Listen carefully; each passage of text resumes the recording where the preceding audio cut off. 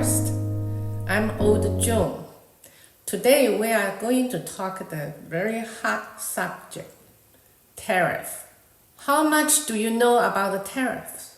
Mentioning tariffs often bring to mind images of territorial concessions and indemnities, triggering alarm bells. The maritime bans during the Ming and the Qing dynasties made the Chinese completely unaware and an alert to the rise of the foreign navy powers. In 1840, the aging Qing dynasty, long in disrepair, faced the invasion of Britain's maritime supremacy and defeated. Before 1940s, all the threats were from the north, outside of Great Wall. Treaty of Nanjing, also known as the Treaty of Jiangning, was signed in 1842, followed by supplementary clauses, including the 1843 agreed tariff rates. From then on, China blindly lost its tariff autonomy. Tariffs have a long history, from the time humans descended from the trees to becoming nomads and then farmers, evolving from the individuals to families to tribes, nations, and eventually territories and borders. Tariff naturally followed. In ancient Greece and later in Rome, imported goods were taxed to enrich the royal treasury and the government. It was later discovered that tariff could be a powerful bargaining tool in foreign relations. No gunpowders, no casualties. In reality, each country differs in climate, land, and resources. Cultural differences also influence what products can be produced most cheaply, Ideally, each country should produce what it can most efficiently, then trade for what it lacks. This would be the most economical and resource-effective system. However, reality often deviates from the idea.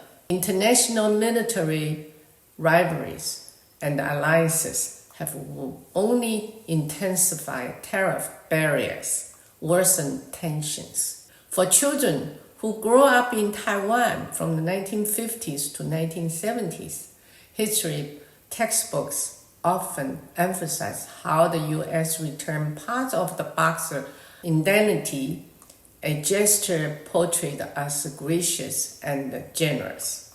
However, in truth, in 1844, U.S.-China Treaty of Wanxia went even farther than the Treaty of Nanjing. Article 2 clearly stated, should China wish to alter the tariff in the future, it must be discussed and agreed upon with American counsels. At the time, the U.S. has less than a century-old, quietly growing reach. In any case, the Qing Emperor's tariff autonomy was lost. Meanwhile, tariff remained a major source of income for the U.S. government until the introductions of income tax in 1913.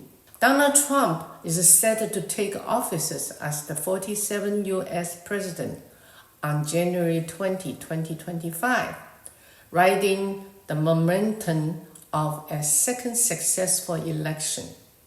He is imposing tariff worldwide with no hesitation. This is the reminiscent of the 1930s Smoot-Hawley Tariff Act during President Hoover's term, the second highest tariff in U.S. history. The highest was in 1828. That move triggered a massive international retaliation and become one of the key causes of the Great Depression. After World War II, high tariffs become outdated. Before 9/11, the US stood unchallenged. The Soviet Union had collapsed and Russia was hanging on by a thread. The WTO was established on January 1, 1995 to promote globalization and reduce tariffs, with a strong backing from the US. But now, the US has broken those agreements, is deeply in debt, and has little chance of recovery. And now, Trump is imposing tariffs globally.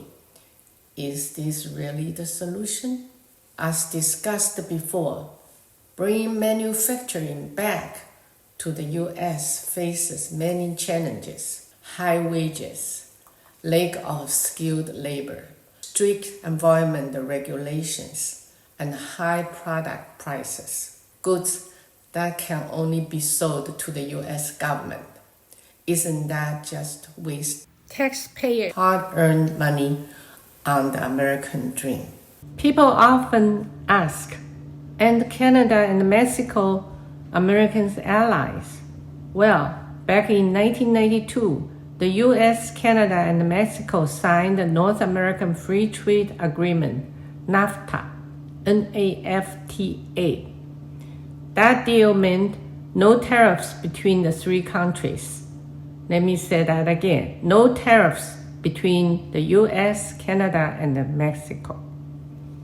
Then come 2018, Trump slapped tariffs on Chinese goods. So what did a lot of Chinese products do? They rerouted, shipped to Canada and Mexico first. In a few simple steps, the country of origins get washed. Now, it's no longer made in China. It's magically made in Canada or made in Mexico. Guess what? Uncle Sam wasn't happy about it, even though they were allies. The US was furious, grinding its teeth. And who got hit first with the tariff stick? Canada and Mexico. Today, we stop here. I will see you next time.